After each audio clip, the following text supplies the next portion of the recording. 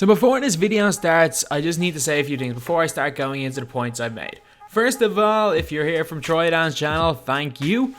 Troydan reacted to one of my videos. I think it was today when I'm recording this. I'm not entirely sure when this video will be going up. Hopefully it'll be today anyway. But he reacted to one of my videos. I've gained like 50 subscribers from it. And don't you guys worry, I haven't uploaded in a week, but I will be trying to upload more and more. I'm gonna try to get out 2 videos a week. It's kind of difficult to do because if you don't know, I do have a gaming channel where I upload twice a day. So it's very difficult to get time for this channel. But if you guys keep liking this content, if you guys keep watching it, I will be getting more videos out. Also, the start of this video is a little bit ranty, so stick with it. You may think I'm going a little bit off topic, not talking exactly about what the title of the video is, but they aren't things that I need to address before getting onto the actual point of the video. If I didn't say these things, it might confuse a lot of people, and it would also mean you couldn't see the exact side that I'm coming from, my opinions on the topic in general, and my reasoning for why I think this about basketball. So anyway, this intro is going on a little bit too long. Thank you guys for here from Troydan's video, and now let's get on to the video. So a lot of people are looking at NBA centers shooting threes and complaining about it. They're saying the NBA is getting soft, that the NBA centers are all terrible, that NBA centers from the 1990s were all way better. Well, that's debatable, but the thing is that if the NBA centers in the 90s like Hakeem Olajuwon were playing nowadays, they would all be shooting 3-pointers as well. I know you guys are probably wondering why. You're probably one of those people that listen to the likes of Stephen A. Smith, that listen to Charles Barkley, listen to these guys talking about the past like it's better than the present. Newsflash, no sports get worse over time. The only thing that I can think of is the fact that there's a possibility that Michael Jordan, if he played in today's game, will be the greatest player in the world. And also Roger Federer.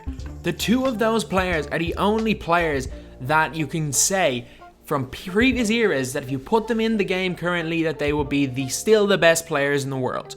They're the only two that I can think of. There's obviously a few others, but I just can't think of them off the top of my head.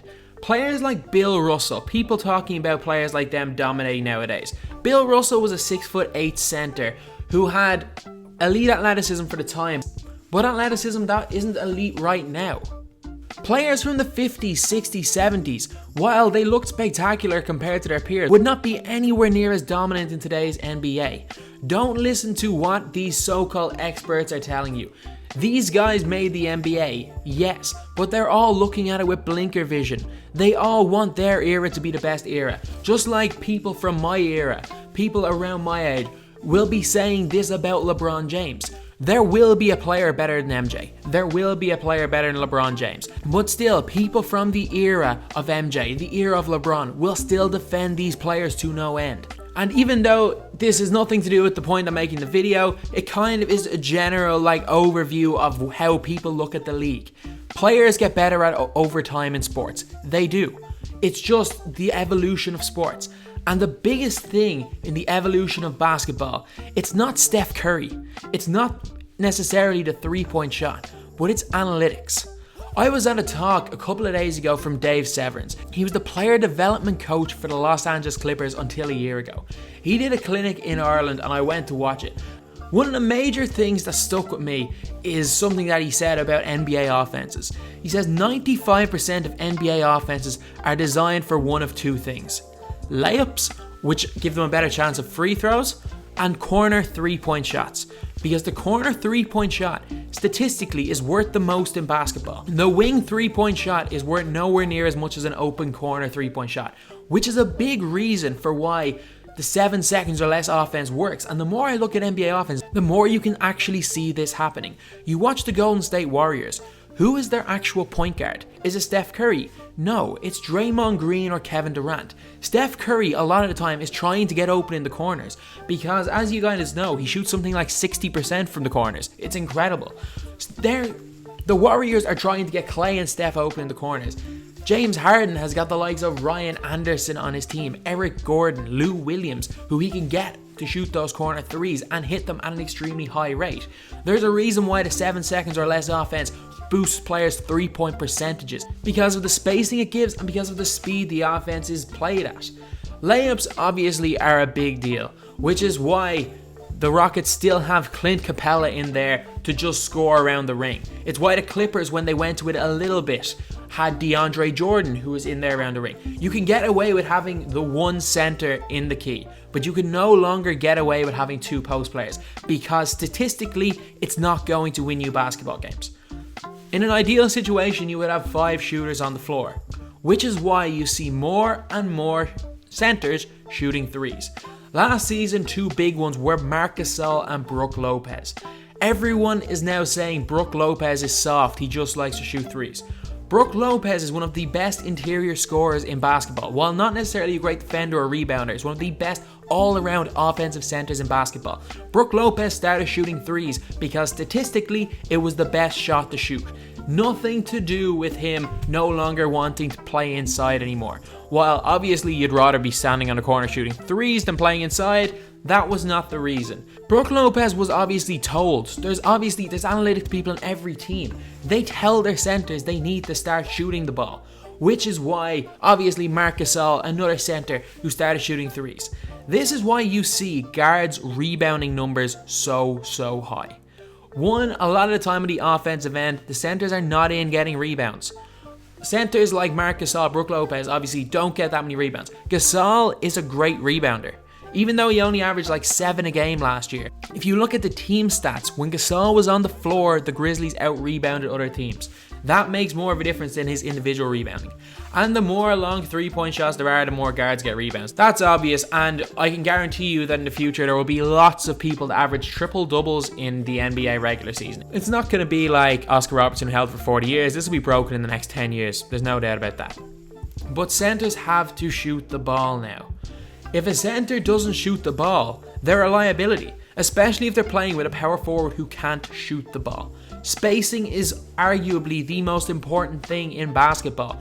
Everyone says, oh, the game has become too 3-point reliant, players are too soft. Well, there may be some slight truth in that statement.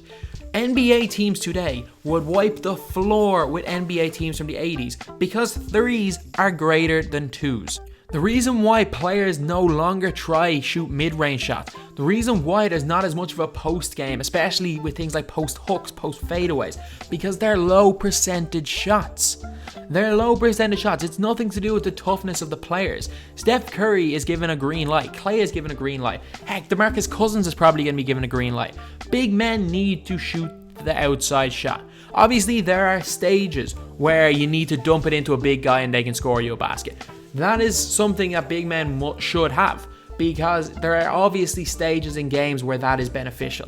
But right now, the way basketball's going with analytics, the way that teams know what the highest percentage shots are, the way the teams know what type of shots they need to take to win games, more and more centers you will see starting to shoot threes. Heck, there's even a video of Jonas Valanciunas out there shooting threes.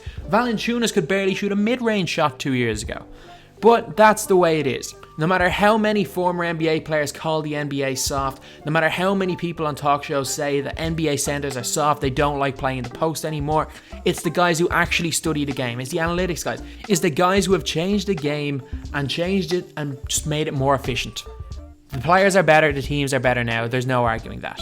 It's them guys that are telling their centers to shoot threes, and it's making teams play much more efficiently on offense, which is all you really want from a basketball team. If you can score at a higher rate doing one thing, you do it. That's the way basketball's going. There's no more mid-range game. The mid-range game is dead. Analytics have killed it. And the reason for that is it's not efficient.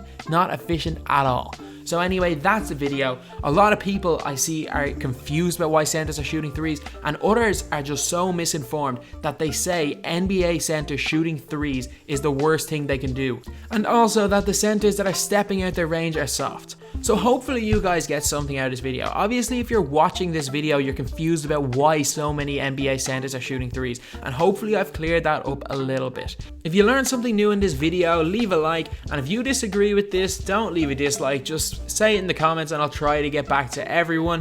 And if you guys can have a decent discussion in the comments, that is great. Basketball is about discussion. Obviously, the analytics aren't always right, but a lot of the times they are. It would be great to see a discussion from both sides of the fence about analytics in the comments. So anyway, thank you guys for watching. Please like, comment, and subscribe.